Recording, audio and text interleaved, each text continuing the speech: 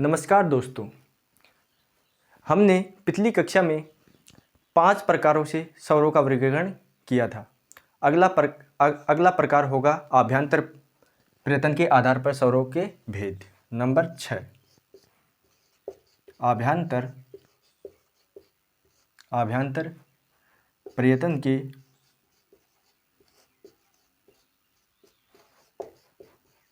आधार पर स्वरों के भेद। 4 भेद हैं। आभ्यंतर प्रयत्न के आधार पर स्वरों के कितने भेद हैं? 4 भेद हैं। कौन कौन से भेद हैं देखते हैं। समवृत्त स्वर, समवृत्त स्वर, समवृत्त स्वर, अर्ध समवृत्त स्वर, अर्ध समवृत्त स्वर, अर्ध समवृत्त स्वर। तीसरा भेद है विवृत स्वर। कौन सा स्वर? विवृत स्वर, विवृत स्वर। चौथा अर्ध विवृत स्वर, अर्ध विवृत स्वर। ये 4 भेद हैं। आभ्यंतर प्रयत्न के आधार पर स्वरों के कितने भेद हैं? 4 भेद हैं। समवृत्त स्वर, अर्ध समवृत्त स्वर, विवृत स्वर, अर्ध विवृत स्वर। जिन स्वरों के उच्चारण में मुख बंद या बंद के समान रहता है उसे क्या कहते हैं? समवृत्त स्वर कहते हैं। जिन स्वरों के उच्चारण में मुख थोड़ा खुला रहता है यानी कि समवृत्त स्वरों से अधिक, उसे अर्ध समवृत्त स्वर कहते हैं। उसे क्या कहते हैं? अर्ध समवृत्त स्वर कहते हैं। विवृत, जिसमें मुख पूरा खुला रहता है उसे विवृत स्वर कहते हैं। अर्ध विवृत स्वर, जिन स्वरों के उच्चारण में विवृत से थोड़ा मुख कम खुला रहता है उसे क्या कहते हैं? विवृत स्वर कहते हैं। तो पहले लिखते हैं, हम बाद में समझेंगे। जिन स्वरों के उच्चारण में, जिन स्वरों के उच्चारण में मुख या मुंह बंद या बंद के समान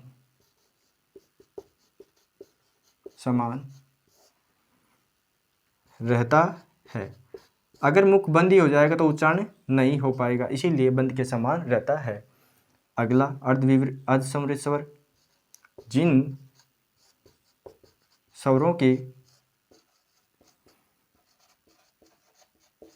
उच्चारण में, जिन स्वरों के उच्चारण में मुख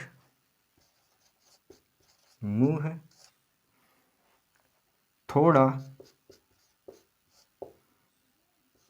खुला रहता है। विवृत स्वर, विवृत स्वर, जिन स्वरों के उच्चारण में, जिन स्वरों के उच्चारण में, जिन स्वरों के उच्चारण में, जिन स्वरों के उच्चारण में मुंह पूरा खुला रहता है उन्हें क्या कहते हैं? विवृत स्वर कहते हैं। नंबर 4 भेद, जिन स्वरों के उच्चारण में मुंह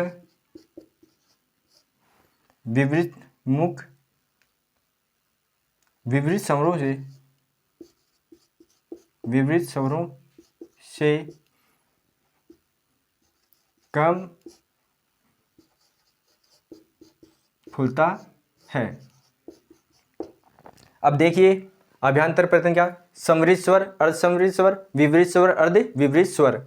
जिन स्वरों के उच्चारण में मुख बंद या बंद के समान रहता है। समृद्ध स्वर, अर्ध समृद्ध स्वर, जिन स्वरों के उच्चारण में मुख थोड़ा खुलता है, यानी कि विवृत स्वर और अर्ध विवृत स्वरों से कम, तो ये अर्ध समृद्ध स्वर होगा। जिन स्वरों के उच्चारण में मुख पूरा खुलता है उन्हें विवृत स्वर कहते हैं। और अर्ध विवृत स्वर, जिन स्वरों के उच्चारण में मुख विवृत स्वरों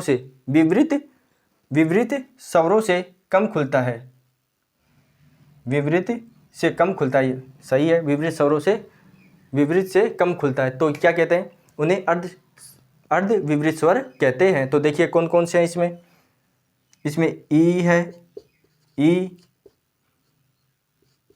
ए, ये उ और री। इसमें देखते हैं ए और औ। इसमें विवृत स्वर कौन सा है, आ विवृत स्वर है। इसमें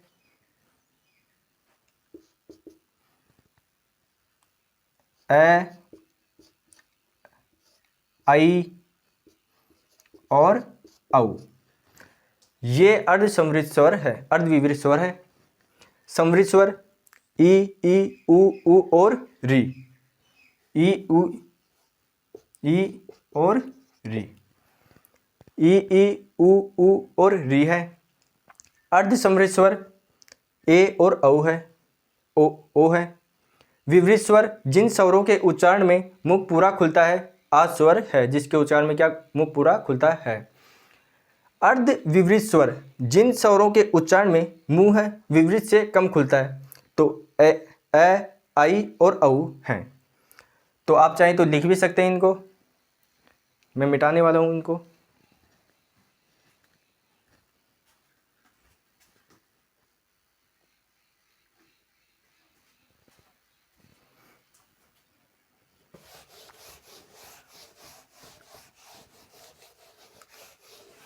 तो हमने अभी तक छह प्रकार से वर्गीकरण कर लिया स्वरों का।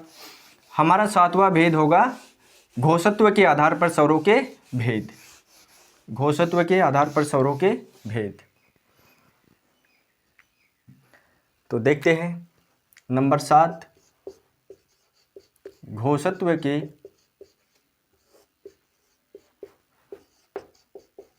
आधार पर स्वरों के भेद। 2 भेद हैं, कितने भेद हैं, 2 भेद हैं। कौन कौन से, घोष स्वर या सघोष स्वर, सघोष स्वर। नंबर 2, अघोष स्वर, अघोष स्वर।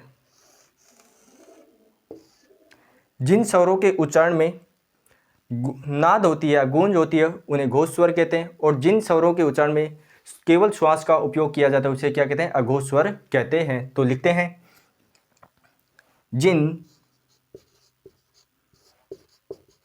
जिन स्वरों के उच्चारण में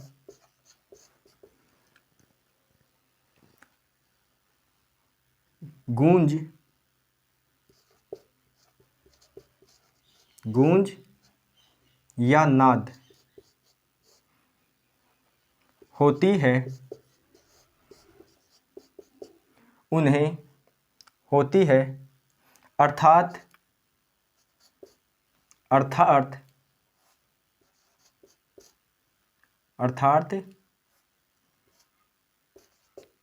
हकार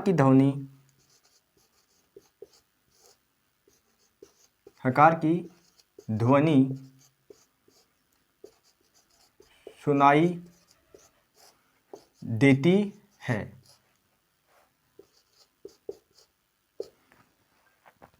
दूसरा अघोष स्वर, जिन स्वरों के उच्चारण में केवल केवल श्वास या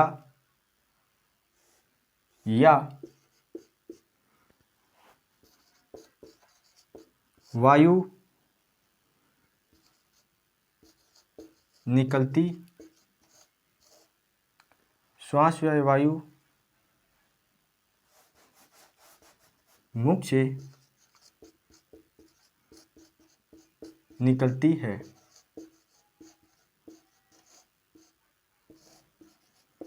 अर्थात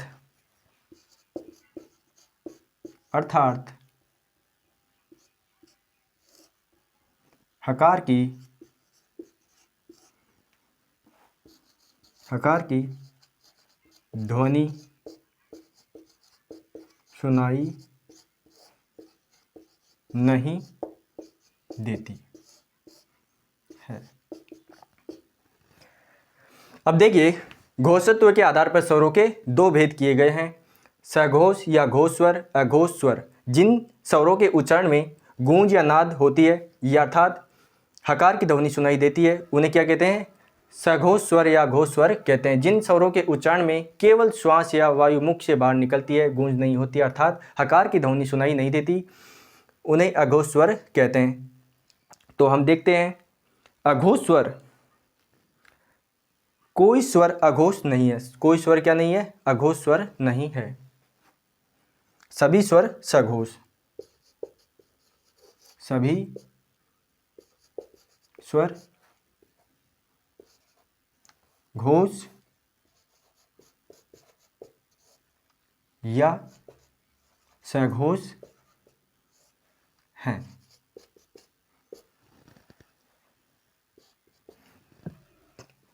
कोई स्वर अघोष नहीं है। सभी स्वर क्या है? सघोष या घोष हैं। तो हमने स्वरों का वर्गीकरण घोषत्व के आधार पर किया है, दो भेद हैं, तो आप लिख लीजिए।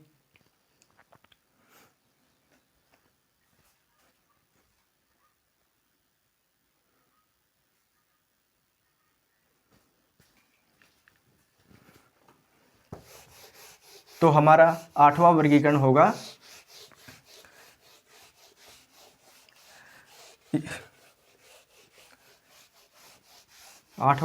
करेंगे अब उच्चारण के आधार पर स्वरों के भेद।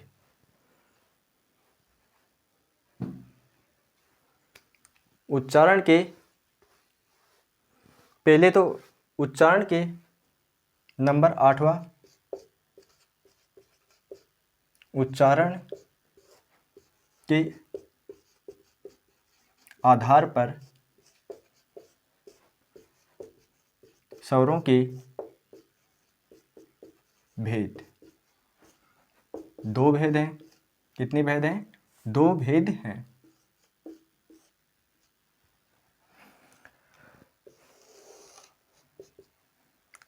सानुनासिक स्वर, सानुनासिक स्वर,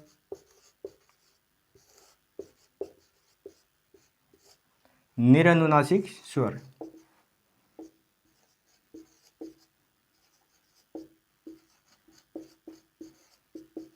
निरनुनासिक स्वर। सानुनासिक स्वर किसे कहते हैं? जिन स्वरों के उच्चारण में वायु मुख और नाक से निकलती है, मुख के साथ साथ किससे निकलती है? नाक से भी निकलती है, उन्हें सानुनासिक स्वर कहते हैं। और निरनुनासिक, जिन स्वरों के उच्चारण में वायु केवल नाक से निकलती है, उन्हें स्वर कहते हैं। उन्हें क्या कहते हैं? स्वर कहते हैं। तो लिखेंगे पहले, जिन स्वरों के उच्चारण में वायु मुख के साथ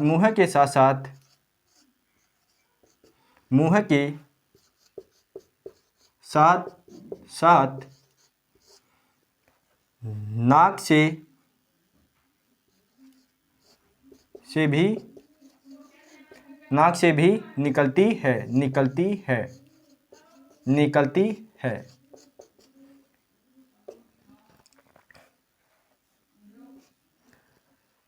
निरनुनासिक स्वर जिन जिन स्वरों के जिन स्वरों के उच्चारण में जिन स्वरों के उच्चारण में वायु वायु केवल नाक से बाहर निकलती है। तो देखिए हमने क्या किया, उच्चारण के आधार पर स्वरों के कितने भेद किए? 2 भेद किए हैं। सानुनासिक स्वर, निरनुनासिक स्वर। जिन स्वरों के उच्चारण में वायु मुख के साथ साथ नाक से भी बाहर निकलती है, नाक से भी बाहर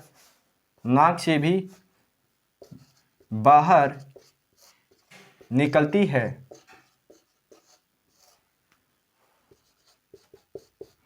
तो ये कौन कौन से स्वर? सभी स्वर क्या है?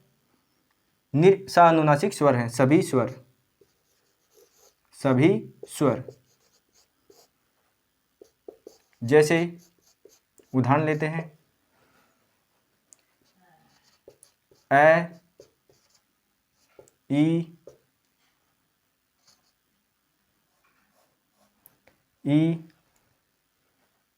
इत्यादि। तो ये क्या है? इत्यादि लगाते हैं, इत्यादि। तो ये सानुनासिक स्वर। देखिए ए, आ,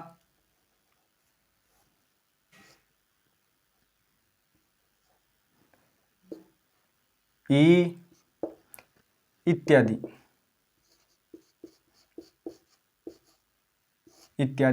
है। ये क्या है? 11 के 11 स्वर क्या है? निरनुनासिक। और 11 के 11 स्वर क्या है? सानुनासिक स्वर हैं। अब आप चाहे तो लिख सकते हैं। अब हम करेंगे प्राणत्व के आधार पर स्वरों के भेद। हमारा लास्ट होगा, क्या होगा? प्राणत्व के आधार पर स्वरों के भेद। 8 प्रकार से हमने स्वरों का वर्गीकरण किया। अब 9वां भेद होगा प्राणत्व के आधार पर तो कर ही लेते, अब घोषत्व के आधार पर होगा। अब प्राणत्व के आधार पर स्वरों के भेद करेंगे। तो देखिए अब हमारा स्वरों का वर्गीकरण होने जा रहा है पूर्ण। नंबर 9, प्राणत्व के आधार पर स्वरों के भेद। कितने भेद हैं? 2 भेद हैं। कितने भेद हैं? 2 भेद हैं। तो देखिए कौन कौन से भेद हैं? अल्प प्राण और महाप्राण। कौन कौन से हैं? अल्प प्राण, जिसमें अल्प प्राण और महाप्राण पहले लिखते हैं फिर समझेंगे। अल्प प्राण स्वर, महाप्राण स्वर। महाप्राण स्वर। जिन स्वरों के उच्चारण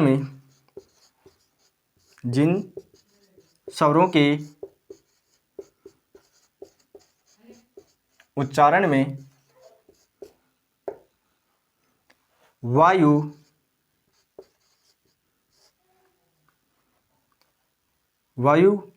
का कम प्रयोग होता है। महाप्राण जिन स्वरों के उच्चारण में वायु का अधिक प्रयोग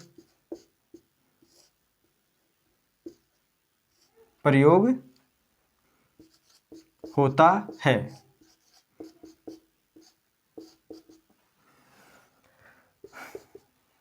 प्राणत्व के आधार पर स्वरों के भेद दो हैं, अल्प प्राण, महाप्राण। जिन स्वरों के उच्चारण में वायु का कम प्रयोग होता है उसे क्या कहते हैं? अल्प प्राण कहते हैं। बोलते समय वायु कम निकलती है मुख से बाहर तो उसे अल्प प्राण कहते हैं। और जिन स्वरों के उच्चारण में वायु का अधिक प्रयोग होता है या अधिक उपयोग में लेते हैं वायु को, उसे महाप्राण स्वर कहते हैं। तो देखिए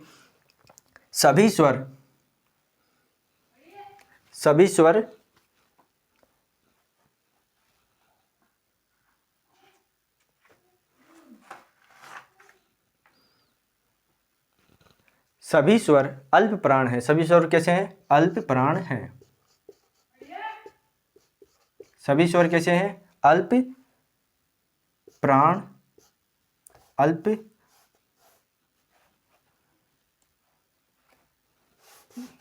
फिर से लिखते हैं, सभी स्वर अल्प प्राण है। कोई स्वर महाप्राण नहीं है। कोई स्वर महाप्राण नहीं।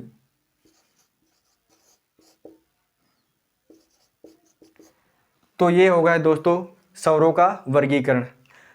अगली कालांश में या अगली कक्षा में हम व्यंजनों का वर्गीकरण करेंगे। आज के लिए इतना ही, धन्यवाद।